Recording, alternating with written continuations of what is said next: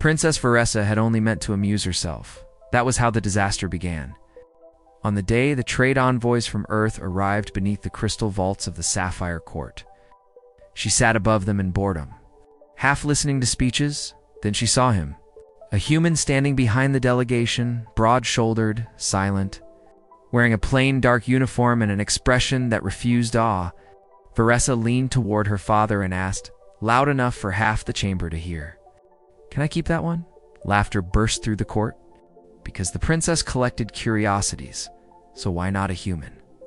In those days, humanity was treated like a noisy young species, clever and resilient, but far beneath the old stellar houses. The ambassador stiffened, the emperor laughed, and the human finally looked up at her. Not angry, not flattered, simply measuring. By sunset, a compromise had been reached. Officially, he would remain as a cultural liaison. Unofficially, everyone whispered that the princess had acquired herself a pet human. His name was Rowan Hale, and from the first hour, he refused to behave like anything owned. When she ordered him housed in her private wing, he thanked the staff and asked for access to the mechanical bay. When she sent silks, he asked for work clothes. When she teased him and called him her human, he answered calmly, "Earth retired the habit of belonging to crowns a long time ago." The hall went cold. Varessa should have punished him. Instead, she kept watching, because nothing in her palace had spoken to her so plainly in years. Some mistakes do not arrive looking like mistakes. Some walk in quietly and wait for history to notice. At first, she kept Rowan close out of pride. Then out of fascination, because wherever he went, broken things stopped staying broken. He repaired a fountain pump royal engineers had argued over for months, fixed the kitchen heat regulators in an afternoon, and taught her guards 3 ugly ways to disarm a larger opponent.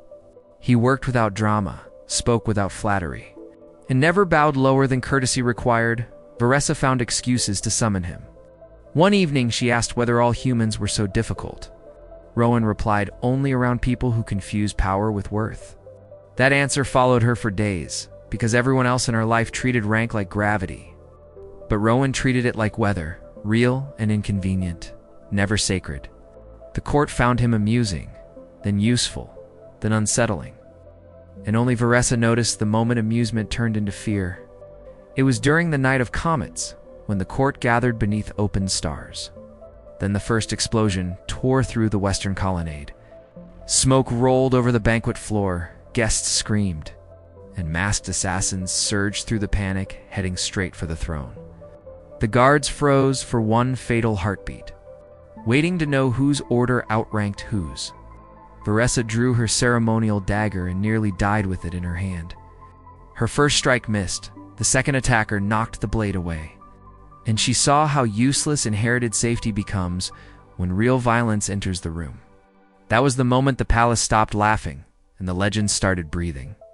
Rowan came out of the smoke like an answer dragged into existence by necessity. He hit the first assassin hard enough to crack armor, took a blade across the ribs from the second, kept moving anyway, and threw the third into a pillar before hauling Varessa behind cover. He did not fight elegantly, only efficiently. When more attackers poured in, he did not lead her deeper into the palace. He led her down. Through service ladders and maintenance passages the nobles had forgotten existed. Because while courts think in symbols, humans think in exits. From an observation station, he seized a maintenance tablet, rerouted the fire grid, vented half the passage network, and trapped the assassins between heat shutters and security drones using equipment 3 centuries out of date. Varessa watched blood soak through his shirt while his hands stayed steady over the controls. And something inside her shifted painfully. She had wanted an amusing possession, but the man beside her was not a pet. Not a servant, not even merely brave. He was competent in the oldest and most frightening sense of the word. The kind that turns chaos into survival and makes everyone nearby realize how fragile their comfort has always been. By dawn, the palace still stood. The assassins were dead or captured. And the investigation revealed what no one wanted to admit. Rival houses had believed the imperial family soft and decorative, because that was what centuries of luxury had advertised to the galaxy.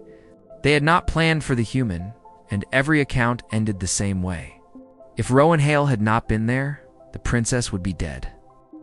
Legends are born when ordinary people keep moving long after everyone else assumes they must fall. 2 days later, the Emperor held a full audience with half the Empire watching. He offered Rowan titles gold, land, anything that might fold the embarrassment into royal generosity.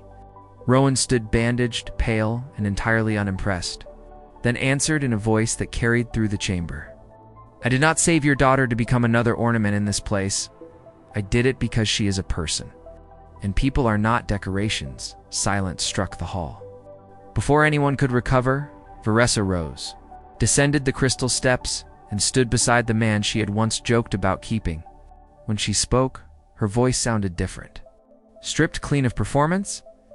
I asked for a pet human," she said, "and displayed my own stupidity before the stars.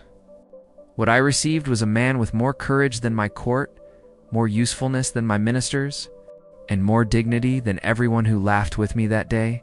No one interrupted, because everyone in that chamber understood that a border had been crossed and could never be uncrossed after that.